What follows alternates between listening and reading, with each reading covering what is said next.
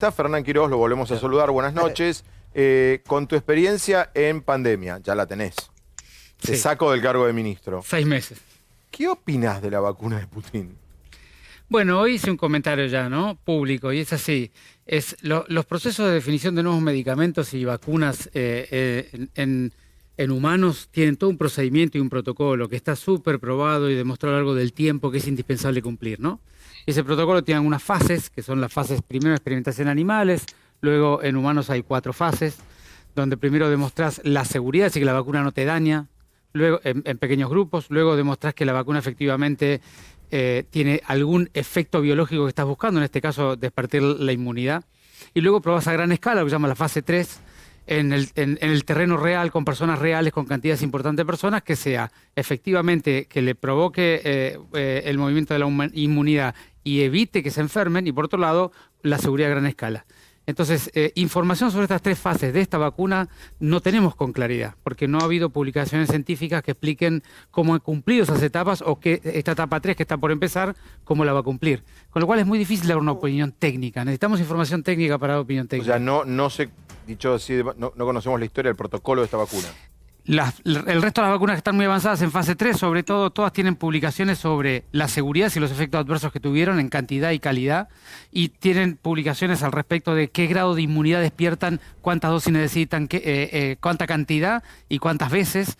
En esta vacuna en particular solamente tenemos los dichos del señor presidente de Rusia, con lo cual nos falta un poquito de información técnica para poder opinar. Está bien, pero entonces pudieron haber cumplido con esas etapas y no lo sabemos. Eso significa que estamos negándonos u opinando sin saber si cumplieron esas etapas. Puede ser que sí, como que no.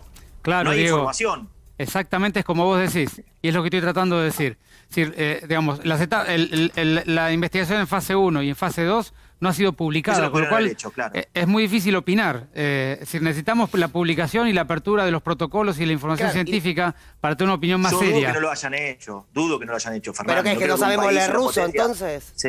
Se niega eso. No creo que lo vaya a hacer sin hacer esas pruebas. Por eso digo, cuando ya nos negamos, ¿ustedes creen que Rusia realmente se va a lanzar a nivel mundial a decir que pero tiene por vacuna supuesto. sin cumplir esos precios? ¿Pero vos querés que te sin contemos la cumplir historia esos pasos política que se de mandan? Vladimir Putin? Las cosas que ha hecho, las represiones políticas, la gente que ha matado, pero por eso y mucho más, Putin. No tiene que ver eso. Estados Unidos con los diferentes países también ha matado un montón de gente del mundo. Me parece que lo que ha hecho Putin en algunos lugares no. Fabián, sino lo que hace la ciencia rusa, lo que hace la ciencia Rusia como potencia. ¿Puedo preguntar algo a Fernán? Porque si tenemos 135 ensayos de vacunas en el mundo, Diego, y todo el mundo cumple un protocolo, esto es una cosa muy seria. Imagínate si vos lanzás una vacuna que después no es exitosa. Si hay 135 que están dentro del protocolo y cumpliendo las fases, ¿no corresponde, Fernán, hacer fila y estar en la misma situación? Por más que los rusos digan lo que quieran, el señor Putin diga lo que se le dé la gana. Pero me parece que estamos discutiendo algo que es innecesario, claro, ¿no es cierto? Que es teórico. Esperemos porque, digamos, no es una cuestión si la vacuna hace bien o no, es una cuestión de cuál es el grado de efectos adversos que tiene, cuantificables y comparable con otras, y es una cuestión de demostrar cuál es el efecto de efecto inmune que tiene para poder comparar no solamente la dosis de esa vacuna, sino la cantidad de veces que hay que aplicarla y sobre todo la comparabilidad del despertar inmune que tiene esa vacuna versus otra para poder saber cuál es potencialmente más beneficiosa. No se trata de decir si la vacuna es buena o no. Toda la investigación en humanos tiene un procedimiento que se requiere para poder aplicar en humanos, y eso es parte de un protocolo de acuerdo científico internacional. Y eso a lo mejor los rusos también lo están haciendo. Que lo están haciendo, pero no lo hemos podido ver. Capaz que lo están haciendo y la vacuna es maravillosa, claro, pero también puedo dudar, pueden ser las dos cosas. Bueno, volvemos a Argentina, salgamos de Rusia. Hoy 241 víctimas fatales, es otra vez que pasamos una barrera, primera vez que superamos los 200 de total país. Cuando viste el número, ¿qué pensaste? Bueno, yo siempre digo que a mí me gusta hablar especialmente de los datos de la Ciudad de Buenos Aires porque, digamos, esta es una enfermedad de ciudades y hay que ir regionalizando y entendiendo los fenómenos, ¿no? En la Ciudad de Buenos Aires nosotros estamos en los últimos, yo diría, 3 semanas, entre 25 y 30 fallecidos por día. Hay días que se reportan más porque se reportan los días de fin de semana que no se reportaron. Pero nosotros estamos más o menos en una escala de 25 a 30 fallecidos por día, que lamentablemente es un número importante. Pero eso acompaña más o menos una tasa de letalidad de 2%, que es los fallecidos vinculados a la cantidad de personas que hemos tenido en ese periodo, ¿no? ¿Y esta sensación que tenemos de que estamos en el peor momento? nuevamente depende de Porque dónde... ciudad no, claro. Claro, depende de cómo lo mires. Es decir, la Argentina está en su número más alto. Probablemente ese número siga creciendo porque hay que entender el fenómeno de la curva epidemiológica. A ver, explícalo. Digamos, todas las ciudades del mundo han tenido, las que han hecho una curva, que son la enorme mayoría, tienen una curva epidemiológica que después tiene una forma de ascenso más rápido, descenso más rápido o más plana, como es la de la ciudad de Buenos Aires, pero todas son una curva epidemiológica. Eso quiere decir que cuando vos tenés circulación comunitaria, dadas las características de contagiosidad y de cantidad de personas asintomáticas, todas las cuestiones que ya hemos hablado, es muy difícil evitar que la curva progrese. Lo que vos evitás es la haces más tardía en el tiempo, más lenta y de un techo un poco más bajo. Entonces, hay varias ciudades del interior que están haciendo una curva epidemiológica aparentemente por lo que se ven de los datos y es probable que eso siga evolucionando, de manera que seguramente los números todavía subirán un poco, pero cada curva tiene su dinámica. La de la ciudad de Buenos Aires yo la conozco muy bien, es la que cuento siempre. ¿Cuánto dura? Bueno, En Argentina duran más. Digamos, nuevamente, vos fíjate, la curva de la ciudad de Buenos Aires fue la primera en picar, fue la que creció rápidamente los primeros días de mayo, sobre todo en el barrio 31, en los barrios populares de la ciudad. En aquella época todavía la provincia de Buenos Aires tenía unos pocos casos.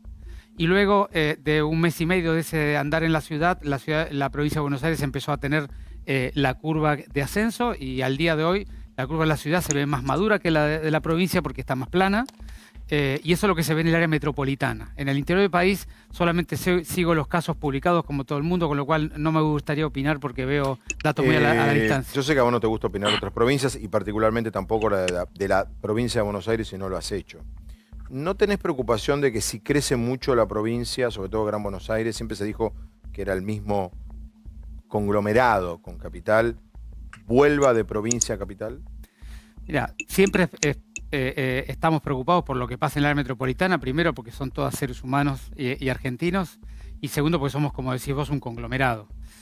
Ahora, digamos, en general lo que ha pasado en las ciudades del mundo, las grandes ciudades como Nueva York, Madrid, París, en fin, que han tenido una curva completa, es que la recaída es más por goteo. No ha habido aún una segunda curva más grande que la primera en los lugares donde hubo una primera curva. Sí ha habido, por ejemplo, en Melbourne, en algunas ciudades donde ha aparecido una curva nueva en un país donde ya había tenido en otra ciudad. ¿Vos no crees en los rebrotes ni en las segundas olas? No es que no crea. Igual por lo que has visto. De lo que hemos visto hasta ahora es que todas las ciudades que han tenido una curva grande quedan, por ejemplo, Nueva York queda con 700, 800 casos por día, Madrid queda con 300 casos por día. Cada una de ellas queda con una cantidad de casos, pero ninguna al día de hoy... Pero no para categoría de ola. Efectivamente, hasta el día de hoy no lo hemos visto. Podría ocurrir en la ciudad de Buenos Aires, por supuesto, y por supuesto que uno nunca bajaría la guardia. ¿Cómo está la cuestión de las camas de terapia en la ciudad? ¿Sistema privado, sistema público? Bueno, el subsistema público tiene 450 camas dedicadas a COVID, más allá de las camas terapia dedicadas a otras funciones. De esas 450 tenemos de hoy a la tarde 297 ocupadas, algo así como 65%, 66%. Y del sector privado, cuando uno toma solamente las COVID, tienen 75% de ocupación. Cuando uno toma todas las camas de terapia intensiva, que los de ellos son un poco más intercambiables porque tienen camas individuales, la tasa de ocupación es de 71-72%.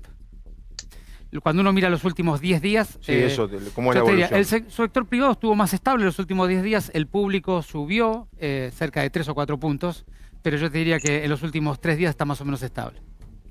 Hay conversaciones, sí, todo el tiempo con provincia, en el caso de que alguno de los dos distritos tenga una alta ocupación de camas para que el otro empiece a absorber...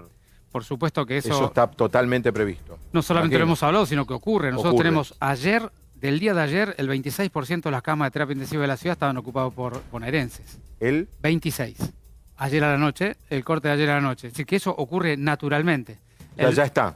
Eso ya está y va a seguir ocurriendo todo lo que haga falta. Vuelvo a repetir, estamos hablando de salud en humanos. ¿Te molestó, no sé cuál es el verbo, toda la polémica camas PAMI? No me molestó en lo más mínimo. Yo creo que hubo unas descripciones objetivamente correctas o ciertas, interpretadas de múltiples maneras, y a mí lo que me pareció que yo debía explicarle a la ciudadanía porteña qué estaba pasando en la ciudad de Buenos Aires es el único motivo por el cual comuniqué, porque me parece que acá hay dos cuestiones. Uno, los debates que puedan ser de interpretaciones, de política, que son válidos, aunque a mí desde mi mirada hay que guardarlos más para el periodo electoral que para este momento. Y otra muy diferente es qué le llega a la ciudadanía de información. A mí lo que más me preocupa cuando se cuentan cosas que no son ciertas y son alarmistas, Lo que más me preocupa es cómo la pasa la gente. Porque hoy estaban hablando ustedes de cuántos creen que hay que seguir con la cuarentena y cuántos no. Y ustedes tienen que ver la proporción de gente que la está pasando mal porque tiene miedo de vivir. Es decir, que sale a la calle y le da miedo. Digamos, hay gente que ha perdido la seguridad de su proceso diario, cotidiano. Entonces hay que tener mucha responsabilidad. Es interesantísimo este punto a donde vas. A mí me decía funcionarios del gobierno de la ciudad, que es donde hay más negocios abiertos, que la gente no está yendo a los negocios.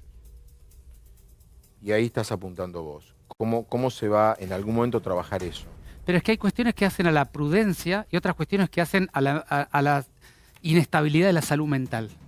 Una cosa es ser prudente y no salir por prudencia, y otra cosa es estar sufriendo tu vida en el día a día porque tenés miedo. O sentir pánico, claro. Pánico, incertidumbre, depresión, digamos, el porcentaje de gente que está pasándola mal es muy grande.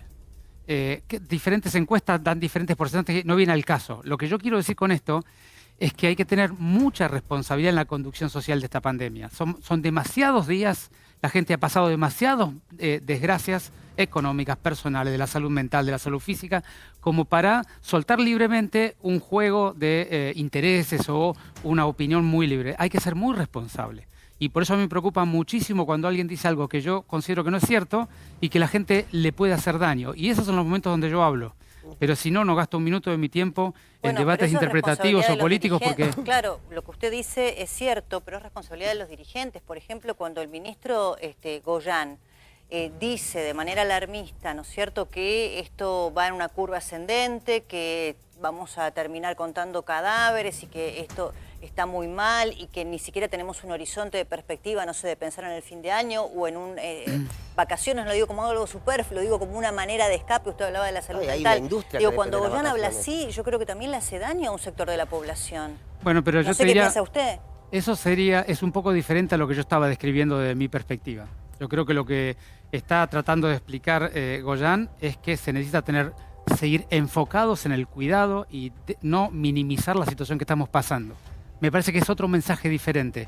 Lo hace con un estilo, es un estilo diferente al mío, pero es opinable eso. Pero yo creo que el mensaje de él es, señores, todavía no ha terminado nada acá, nos tenemos que seguir cuidando, no subestimemos este problema. Diferente es cuando vos decís, por ejemplo, no sé, pongo un ejemplo tonto, pero cuando vos decís... el porcentaje de ocupación de la cama del hospital tal o cual o del sistema público es yo lo tengo certificado y no es cierto. Bueno, hoy estaban cuestionando los números que ustedes daban. Porque nadie hoy estaban cuestionando lo de la provincia. Sí, tenés razón. Claro, entonces, de la provincia. Y hablaban desde diferentes comités de ética de diferentes hospitales de un 90 o 95%. Pero hoy lo estaban cuestionando. Por eso hay que explicarlo muy bien a eso. Claro. Porque la persona que hizo ese comentario es una persona muy respetable, de mucho prestigio, pero él lo que está opinando sobre 3 hospitales que son nuestro cinturón rojo, que son los que primero siempre tenemos completos. Nosotros tenemos un cinturón rojo donde llevamos las personas más graves y las primeras que se enferman, un cinturón amarillo que responde cuando el rojo está lleno y un cinturón verde que responde cuando el amarillo está lleno. Entonces, si uno va y mira los hospitales cinturón rojo, yo lo he dicho varias veces, siempre la tasa de ocupación está por el 90%. Pero hay que explicarlo bien para que la gente entienda que el sistema público está competente para atender la situación como está, se refiere... más allá de que algún hospital en particular pudiera tener un poco más ¿De quién estamos hablando? Claro, ¿usted se refiere a...? No me refiero a nadie en particular. Yo escucho permanentemente... No recuerdo ahora el apellido, o sea, es un doctor de... No, yo lo escuché ayer a Horacio Berbisky hacer el comentario ese en la radio del Destape. Obviamente, yo lo escuché haciendo ese comentario. Era un médico del comité de bioética. Quizás Berbisky estaba refiriéndose a eso. No, él dijo concretamente que había 3 o 4 hospitales que daban esas cifras y de inmediato en las redes salió una hashtag, dicen ahora, colapsa Cava y Jujuy. Y ahí eso fue tendencia. Un poco a eso Twitter. te referís sin dar nombres. Era miembro del comité de bioética. Es el momento de explicarlo bien. Hay que explicarlo bien porque son 2 cosas diferentes. Uno es que haya gente que tenga voluntad de sacar ventaja política en este momento, cosa que yo no comparto y no lo haría nunca. No importa, Y otra cosa muy diferente es que la gente se desinforme y se asuste de manera inapropiada. A la gente hay que darle información bien transparente, confiable y que sepa cada uno lo que está pasando. Por eso yo solamente aclaro cuando se dice algo que no es correcto, que se puede medir y observar, porque cualquier persona que tenga alguna duda sobre la ocupación del sistema público se comunica con nosotros y lo llevamos a ver cama por cama, no hay ningún problema. Pero la gente tiene que tener una información muy precisa, porque hay mucha gente muy preocupada, con muchos trastornos de todo tipo, como para que cada uno diga algo que sea inexacto o que asuste más de la cuenta. Ahora, la otra parte, además de las camas, está el personal sanitario, que es otro sistema que no debería colapsar. ¿En qué número de contagios están? Y si efectivamente está también previsto que eso puede empeorar. Porque si se contagian las personas comunes, la gente, los miembros del sistema sanitario, obviamente también. Desde el día 1 dijimos, hay 5 ámbitos prioritarios. Uno de ellos es los trabajadores de la salud. Para que ustedes sepan, en el subsector público, en lo que va de la pandemia, hemos agregado 5.000 nuevos trabajadores. Entre enfermeros, de todo tipo. Todo tipo de profesionales. ¿Pero tenemos médicos. ¿Número de contagiados? Ahí te voy. Pero el primer punto es, nosotros tomamos la precaución de fortalecer fuertemente el sistema de salud, porque lo que había pasado en otros países es que efectivamente se quedaban sin el recurso humano. Nuestro recurso humano está dejando un enorme esfuerzo en esto. Por supuesto que se enferman. La tasa de enfermedad en nuestro subsector es de todos los enfermos de la ciudad, el 10% son trabajadores de la salud. Okay. Para ello hemos dedicado el testeo sistemático todas las semanas, hacemos serología y le hacemos PCR y los acompañamos. La curva de los profesionales de la salud ha tenido un pico hace algo así como 15 días. Si uno mira solo los profesionales de la salud, han tenido una curva pandémica con un pico hace 15 días, ahora ha descendido un poquito, pero tengo que decir que todos están haciendo un enorme esfuerzo y por supuesto que cada 2 por 3 nos pasa que algún grupo se enferma o hay que proteger a los contactos estrechos y vamos cerrando y abriendo salas de acuerdo a esa realidad. Y eso es parte de lo que han hecho todos los países del mundo y por supuesto que nos preocupa el nivel de cansancio y de lo que se llama desgaste o burnout del equipo de salud y estamos trabajando intensamente en tratar de cuidarlos, pero nada de lo que hagamos va a ser suficiente. Paulo. Fernán, el presidente hoy hizo mención a ese famoso botón y tal vez se interpretó mal porque yo creo que el que sale a trabajar, ustedes lo entienden y está todo protocolizado para que no pase absolutamente nada y los cuidados están ahí. Hace 2 semanas vos en el programa planteabas el hecho que tal vez lo clandestino o lo ilegal ponía en juego el sistema. Ante el cierre de una nueva etapa y el comienzo de otra, ¿vos crees que podemos tocar algo, que nos tenemos que quedar igual con muchos recaudos y prestando atención a quienes no cumplen con lo que no está permitido porque es demencial y no es lo laboral? Bueno, 2 aspectos, Pablo, de lo que decís. El primero es, en la ciudad de Buenos Aires estamos con una curva, como hemos mostrado todo este tiempo, prácticamente bordeando, subiendo y bajando de un promedio diario de 1.100 a 1.150 casos. Eso está así hace 4 o 5 semanas, lo cual es un número muy, muy alto que estresa todo el sistema de salud, pero no está creciendo. Tenemos un tiempo de duplicación de casos que está un poquito arriba de los 40 días y un R que está siempre alrededor de 1, un poquito abajo y un poquito arriba. Esa es la realidad epidemiológica, lo cual no nos tranquiliza nada porque tenemos muchos casos, tenemos todo el sistema trabajando mucho durante mucho tiempo, pero decididamente es una realidad bastante particular en el sentido de que es una curva que es diferente al conjunto de la Argentina.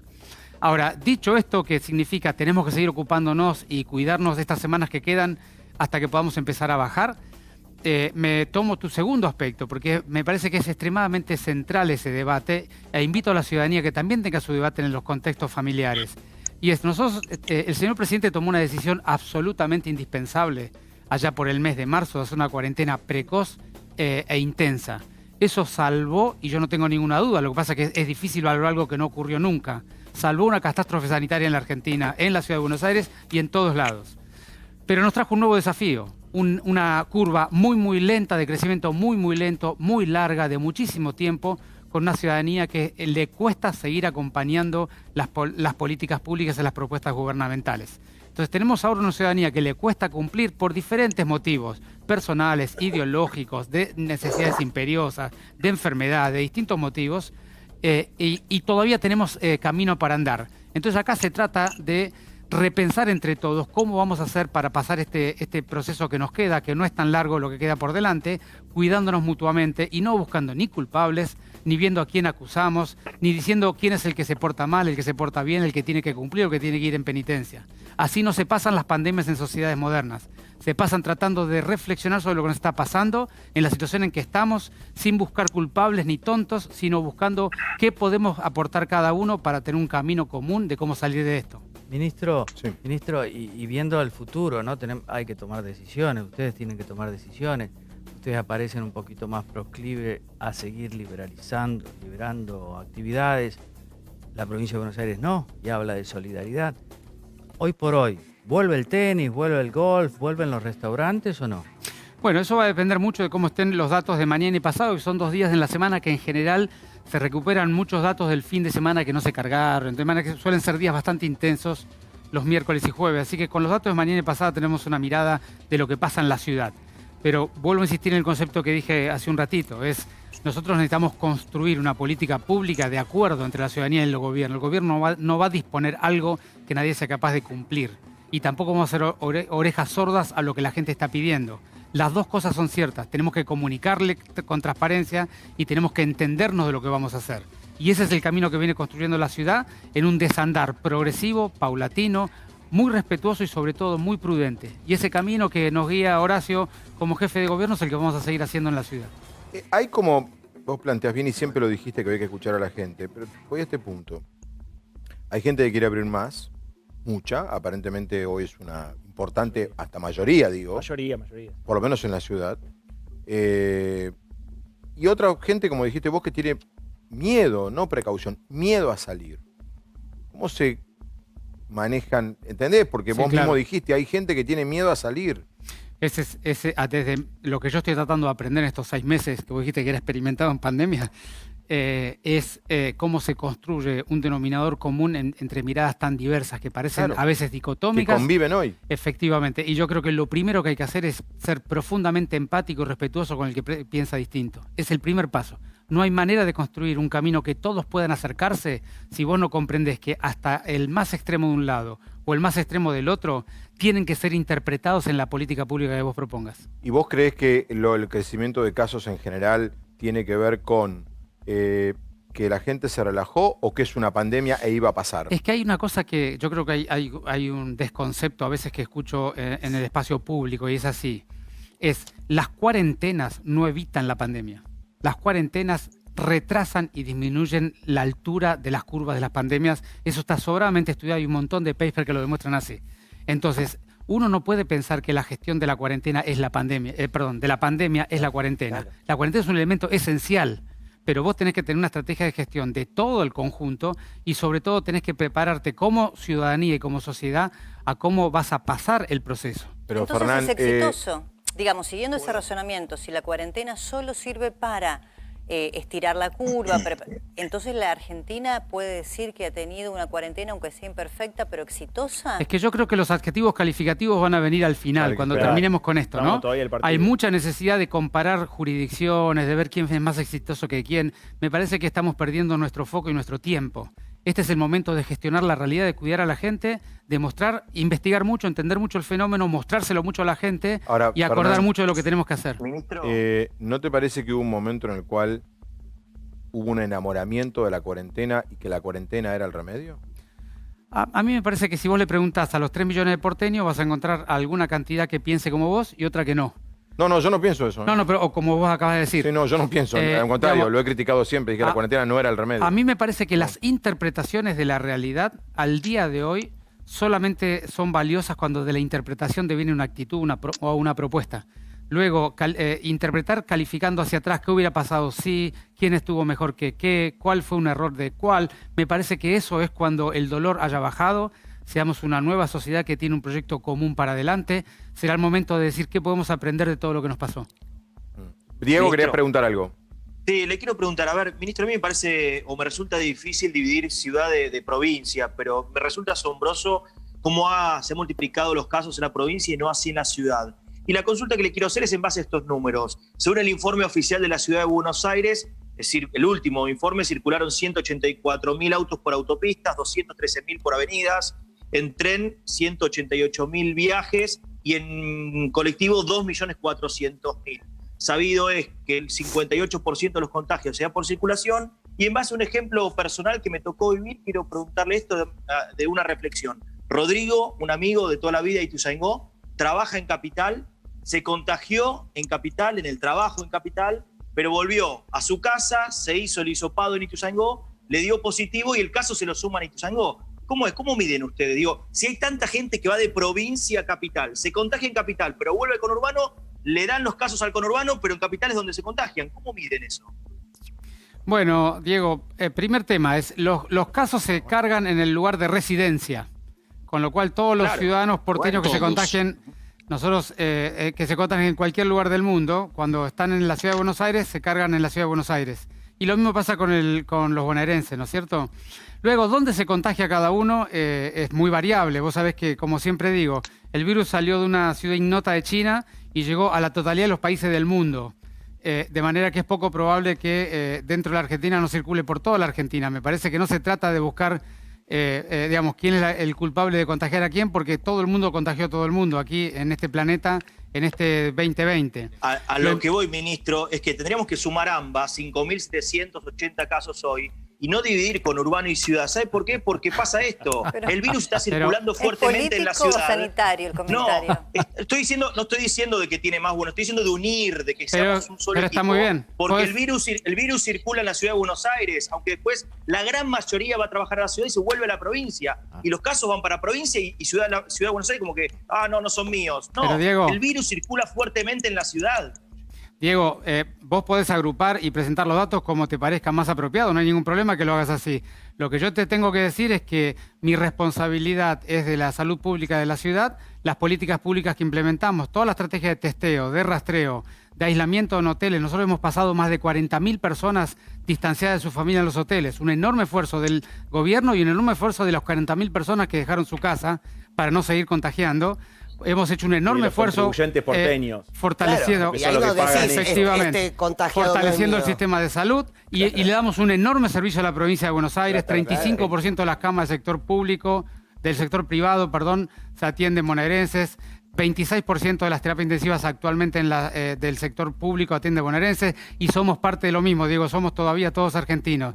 De manera que una cosa es la gestión sanitaria que la hacemos cada uno en su jurisdicción, 2 es coordinar, cooperar entre todos, que lo estamos haciendo permanentemente, 3 cada uno de los ciudadanos tiene derecho a agrupar la información como le parezca más correcto y presentarla. Yo no me voy a enojar nunca con eso. Fases, ahí está el tema. ¿Cómo? Bueno, pero a los bonaerenses les conviene que Buenos Aires abra, porque muchos trabajan en Buenos Aires. Si no, no pueden trabajar. Claro, el bonaerense también trabaja en Buenos Aires. Que se ha dado poco, Ahora lo debatimos nosotros. Fernán, gracias. Por favor. Se cortó el pelo el ministro. Sí. Tema que siempre le mencionamos cuando tenemos reportajes acá. Fernán, gracias. Gracias a ustedes. No era tan